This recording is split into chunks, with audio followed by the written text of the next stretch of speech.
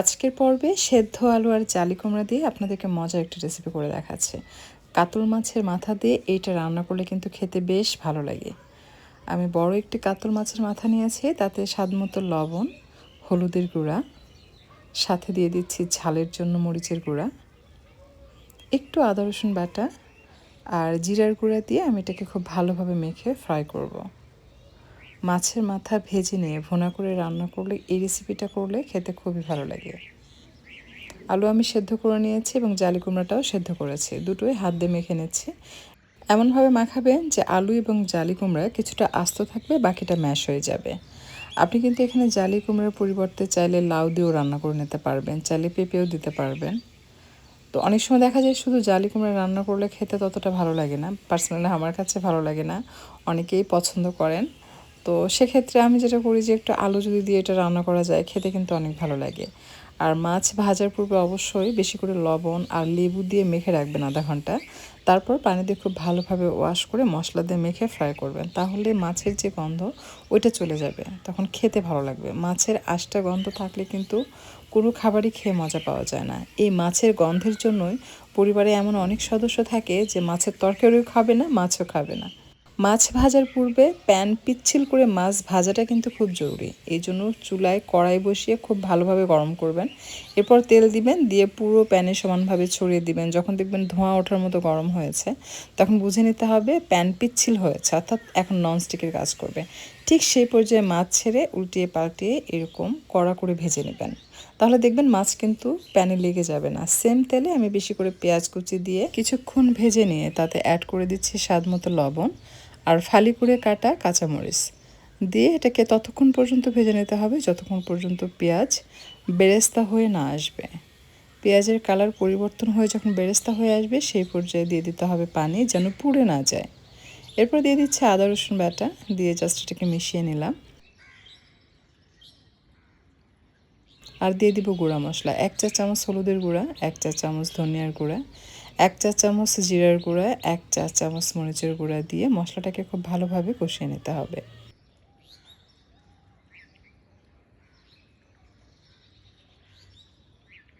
তেল মশলা সেপারেট হয়ে আসলে ভেজে রাখা মাথা দিয়ে উল্টিয়ে পাল্টিয়ে মাছটাকে কষিয়ে নেব মশলার সাথে।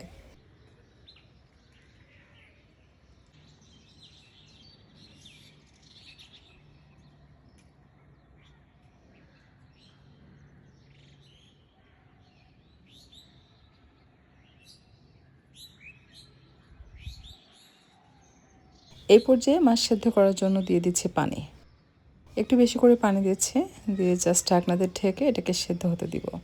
মাঝে মাঝে ঢাকনা খুলবো আর নেড়ে চেড়ে দিব। বেশি বড় মাছের মাথা হলে অনেক সময় ভিতরে কাঁচাই থাকে, তাই এভাবে একটু ভেঙে দিলে ভিতরের অংশগুলোতে খুব সুন্দরভাবে মশলা ঢোকে এবং সেদ্ধ হয়।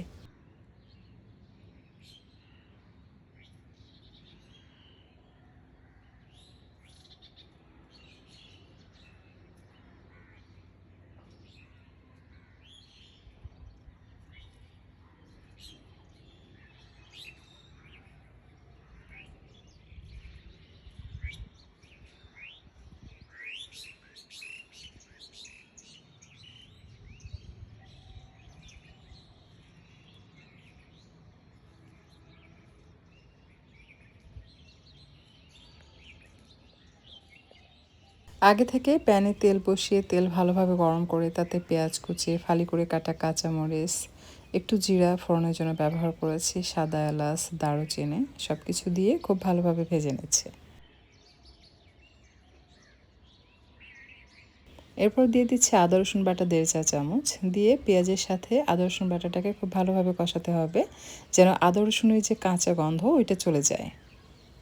তা না হলে কিন্তু তরকারির মধ্যে আদা রসুনের গন্ধ পাবেন, আর বেশি দেওয়া যাবে না, তাহলে তিতা লাগবে। হলুদের গুঁড়া দিলাম 1 চা চামচের একটু কম, মানে 1/2 চা চামচ করে দিয়েছে, যেহেতু অলরেডি আমরা মাছে মশলা দিয়েছি।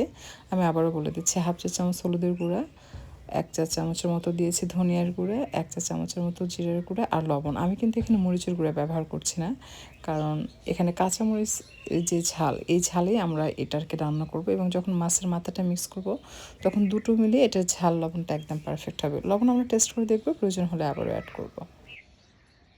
এই পর্যায়ে জালি কুমড়া এবং আলু খুব ভালোভাবে কষিয়ে নেবেন। এরকম কষাতে কষাতে এটা কিন্তু একটু আঠালো হয়ে আসবে, তখন বুঝে নিতে হবে খুব ভালোভাবে কষানো হয়েছে। এই সেম রেসিপি ফলো করে কিন্তু আপনি চাইলে গরুর মাংস দিয়েও রান্না করতে পারেন। অসম্ভব মজার হয় আসলে। গরুর মাংস দিয়ে আলু এবং লাউ দিয়ে এভাবে রান্না করলে খেতে এতটাই মজার, আপনার মুখে স্বাদ লেগে থাকবে। আজকে জালি কুমড়া দিয়ে আমি মাছের মাথা দিয়ে করে দেখিয়েছি, এটাও বেশ মজার। আমি এটাকে কষানোর জন্য সামান্য পরিমাণ পানি দিয়েছি। পানি দিয়ে ঢাকনা দিয়ে ঢেকে এটাকে আবারও ভালোভাবে কষাতে হবে। কারণ আপনি যদি শুধু মশলার সাথে কষিয়ে একবারে গ্রেভির জন্য পানি দেন, তখন কিন্তু মশলার কাঁচা গন্ধ পাওয়া যায়, সেটা কিন্তু একদমই খেতে ভালো লাগে না। তাই অবশ্যই এই পর্যায়ে পানি দিয়ে আবারও কষিয়ে নেবেন, তাহলে মশলার যে গন্ধ সেগুলো কোনো কিছুই থাকবে না। পানি টেনে যাওয়া পর্যন্ত নেড়েচেড়ে এটাকে কষিয়ে নিতে হবে। এই পর্যায়ে আমি সামান্য গরম মশলা করে দিচ্ছি, খুব বেশি দেওয়া যাবে না, জাস্ট হাফ টিস্পুন বা তার থেকে একটু কম। খুব ভালোভাবে কষানো হয়ে গেলে যখন পানিটা টেনে যাবে, সেই পর্যায়ে গ্রেভির জন্য দিয়ে দিতে হবে পানি।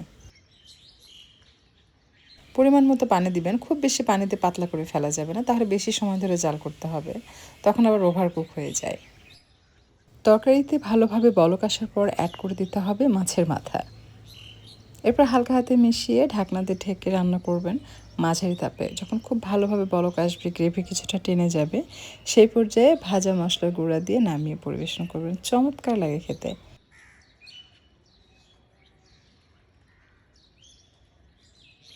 আমি স্বাদমতো লবণ দিলাম, টেস্ট করে দেখেছি লবণ একদম কম। এরপর মিশিয়ে নিচ্ছি এবং ঢাকনা দিয়ে ঢেকে আমি আরও কিছুক্ষণ এটাকে রান্না হতে দিব।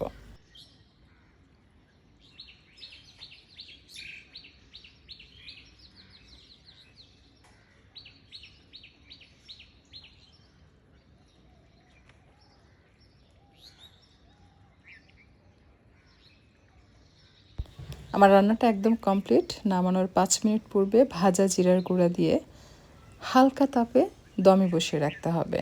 5 মিনিট পর চুলা বন্ধ করে দিয়েছি। আর দেখুন ওপরে তেল ভেসে উঠেছে, কী যে ভুনা ভুনা হয়েছে। ট্রাই করে দেখবেন, আর ট্রাই করলে জানাবেন আমাকে কমেন্ট করে কেমন